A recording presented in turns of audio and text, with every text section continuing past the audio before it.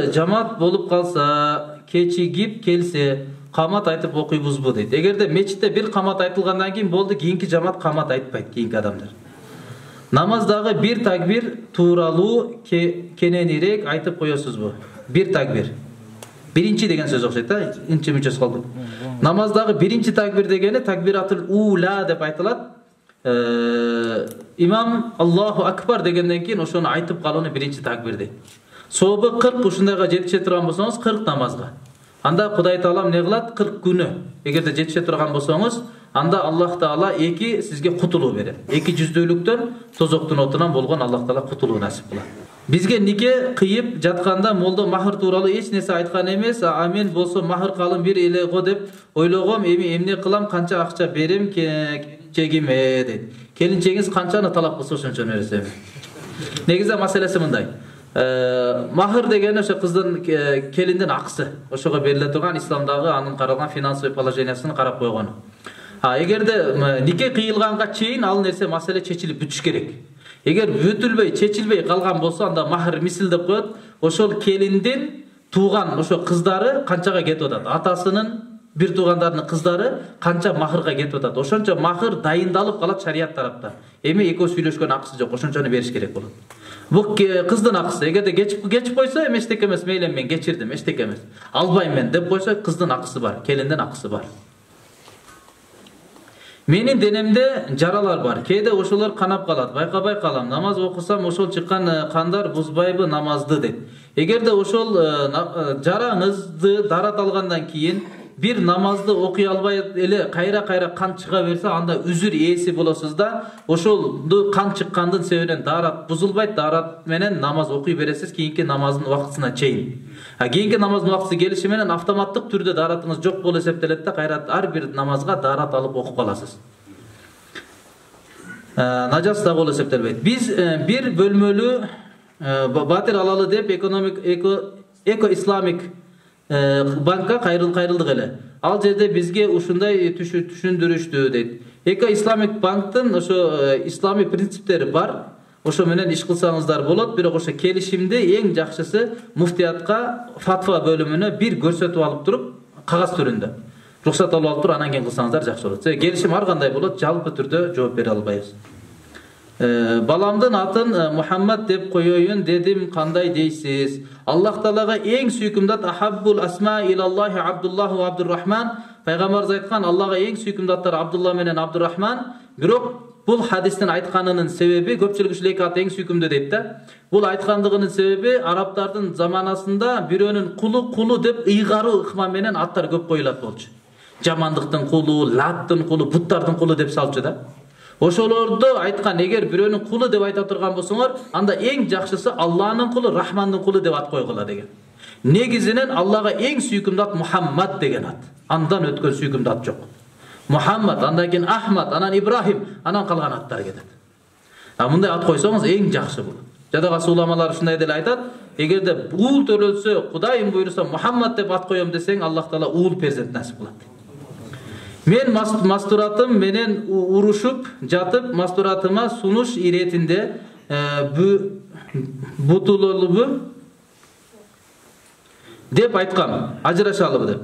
Бүтүрөлүбү деген сөз окуйт. Бүтүрөлүбү, яны ажырашалыбы деп айткам. А мастуратым болсо ооба, бүтүрөлү деп жооп берген. Ошондо талак түшпөйбү, ниетинде эч кандай ажат алышы жок болчу дейт. Буну муфтияттан сурасаңыздар жакшы болот. Фатва бөлүмүнөн талак маселесини кагаз иретинде эмес, барып олтуруп бетме-бет олтуруп, телефондон дагы эмес, бетме-бет отуруп алып туруп маселе сураш керек. Сиз жазгандан балким башкачараак дагы болгондур, жооп берип койсом болбой калат. Кандай намазды хадия кылса болот дейт. Нафил намазды окуйсуз, собуна хадия кыласыз. Парз, сүннөт, важиптерди хадия кыла албайсыз. Иман чыгып кетет деп коет, келме келтирсе кайра келеби дейт. Ооба, иман чыгып кетет дегени имансыздарга лайыктуу амал деген сөз. Адам баласы ошо бир нерсени, Аллахта кайсыл нерсенин себебинен адам иманга кирет, ошону тастыкташ зарыл, ишениш керек. Ошону четке какмайынча, мен буга ишенбейм демейинче имандан чыкпайт.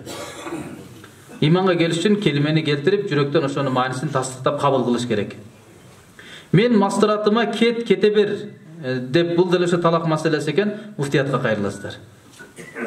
Азыр 4 ай даваттамын, Аллахым кабыл кылсын. Өзүм оператормун, видео оператормун, режиссермун, детский передача тартса болобу дейт. Исламга лайыктуу нерселер болсо болот.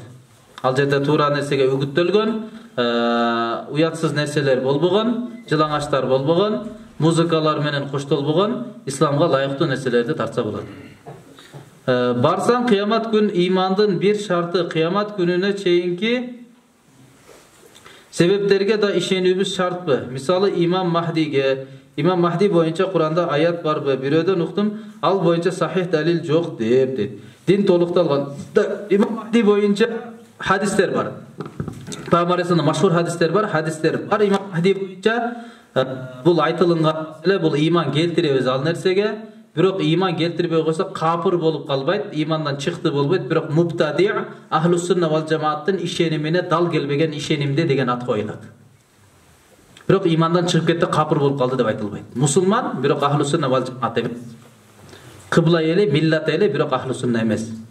Неберемдин аты Рамазан буюрса 4-чү чыгат. 4 жашка чыгат деген сөз окшойт, а? 6,5 айлык болуп төрөлгөн ДЦП менен Аллахым толук шифасын берген болсун. Аллах Таала иншааллах кубаттуу кылып бүткүл дүйнө жүзүнү кезип, динди жайылтканга Аллахым мүмкүнчүлүк берген болсун.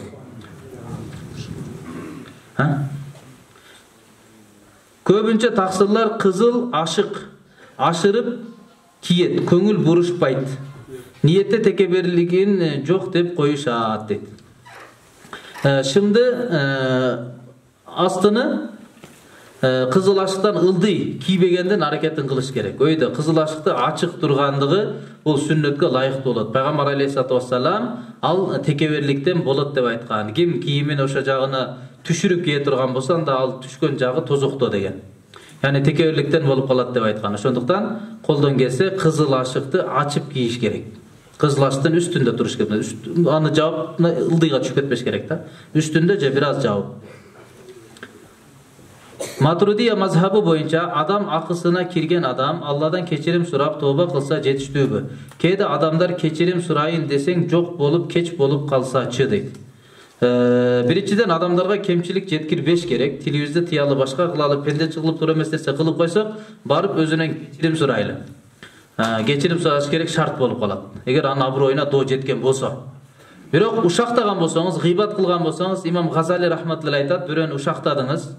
Ушактаганыңыз ал адамга жетпеди, андан кечирим сурайсыз, Алладан эле кечирим сурайсыз. Себеби анын кабары жетпеген адамга барып, мен сизди ушактап койдум эле, кечирип кой десең, дагы аны кыжалаткасың да. Ошондуктан Алладан кечирим сурайт. Сиздин ушактаганыңыз ага жеткен болсо, анда өзүнөн кечирим сураш керек болот, ага чейин болбойт. Бир таанышым бир нерсеге жетишсе, жүрөк бир аз башкача болуп кетет. Бирок мен ошону токтоткону аракет кылам, машаалла деп айтам. Жетишкен нерсеси жок болуп кетсе, каалабай, бирок эмнегедир жүрөк башкача болуп кетет. Демек бир нерсеге жетсе сүйүнөт, бир нерсеге жетсе өкүнөт деген маани экен. Бул адамдын табиятындагы нерсе, иманга каршы нерсе эмес. Адамдын табияты ошондой жаралган. Бирок ошону Кудай Таалам тараптан,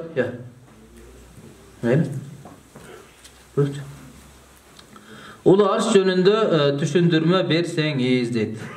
Арш деген бул ошол Аллах Таала нурдан жараткан чоң денелүү 6-чы катар менен 7-чи катар асмандын аралыгындагы жаралыш. Аллах Тааланын трон деп туруп мааниде которулат. Трон деген маани, такты деген мааниде которулат. Бирок Аллах Таала ал жерде өзүнө орун кылып алган эмес. Азирет Али разияллаху анху айтат: "Халакаллахул арша изхаран ли кудра ва лам яттахид макана ли затихи." Аллах Таала аршты өзүнүн кудретини ачыкка чыгаруу үчүн жараткан, бирок ал жерде өзүнө мекен орун кылып алган эмес. Аллах Таала эч бир орунда эмес. Арштын үстүндө отурат деген түшүнүк толук туура эмес. Аллах Таала эч бир орунда эмес, орунга муктаж эмес. Десең айтат, анда Аллах каякта? Бар болуш үчүн бир жерде болуш керек да. Асманда жок, үстүндө жок, атагында жок. Каякта анда? Орун бербесең, анда жокпу? Деген суроо берет да. Анда мен аларга айтам, таксырым, анда айтыңызчы, мо эркекпи, ургачыбы? Үйлөнгөнбү, үйлөнгөн эмеспи? Бала чакалуубу же кандай? Туурабы? Болбойт. Мындай суроо буга дал келбейт. Ошондой эле Кудай Таалам бар болуш үчүн орунга муктаж эмес. Андай суроо берилбейт Аллага. Ал кудайчылыкка бул таандык эмес, карама каршы түшүнүк. Бир жерде болсун сөзсүз дегенчи. Ошондон Аллах Таала кысасы Ахлус сунна вал жамааттын акыйдасында Кудай Таалам орунга муктаж эмес. Мурда кандай болгон болсо, азыр да ушундай, түбөлүк ушундай калат. Бир орунга муктаж эмес. Арышта Алла өзүнүн кудуретини чыгаруу үчүн жараткан, өзүнүн трон катары жараткан, ошол тараптан буйруктар, өкүмдөр чыгып түшө турган, өз кудуретин ачыкка чыгаруу үчүн жараткан трон. Устаз, кантип иманыбызды бекем кылабыз, чыныгы мусулман эркек болобуз, жана чыныгы эркектик сыпат келет. Аны үчүн машыгыңыз, даватка чыгыңыз, китеп окуңуз, амалга бекем болуңуз иншалла. Ошондо акырындык менен сыпаттар келип баштайт. Адам баласына биринчи иман келет, иман келгенден кийин амал келет, амал келгенден кийин анан мүнөз оңолот, анан эркектик мүнөз келет. Бирок ошондо дагы амалдардын, ибадаттын, мээнеттин баардыгын өзүнүн тарбияты мүчүн кыла турган болсо, акырындык менен келет, дароо келип калбайт. Бирок тынымсыз болгон мээнет керек. Даарат алууда башка мас канча жолу тартылат. Башка мас тартканда бир гана жолу тартылат. Калган жерлерди жууганда 3 жолу жуулат, буттан башка. Дамла биринчи сарф, нахви окуган жакшыбы же Куран жаттап баштаган жакшыбы? Өмүрүңүзгө карап, эгерде мүмкүнчүлүгүңүз болсо, Куран жаттап туруп анан илим алганга, анда Куранды жаттап туруп илим алсаңыз 2 канаттуу болосуз. Жок, бирөөгө эле мүмкүнчүлүгүңүз болсо, бирөөнү кыласыз да 1 канаттуу болуп каласыз. Куранды жаттагым келет, түшүнгүм да келет. Аллахым ошого жеткирген болсун. Эң бактылуу адам ким дейт? Эң бактысыз адам ким? Канткенде пенде Роббисин табат, өмүрдүн азыгы эмне дейт. Буга жооп берсем эмне сыйлык берилет? Эң бактылуу адам ким дейт? Бирөөдөн бирөө сураган. Жашоого ылайыктуу нерселер сураса жакшы болот. Кылына турган нерселерди. Бирөөдөн келип сураган, маалымат катары эле. Мани саид ва манил асад. Ким бактылуу адам, ким эң бактылуу адам деген да. Бактылуу адам ким? Эң бактылуу адам ким? Десе, айткан: "Ас-саиду ман кана ма'аллах, вал асаду ман кана Аллаху ма'аху." Бактылуу адам Алла менен бирге болгон адам бактылуу деген.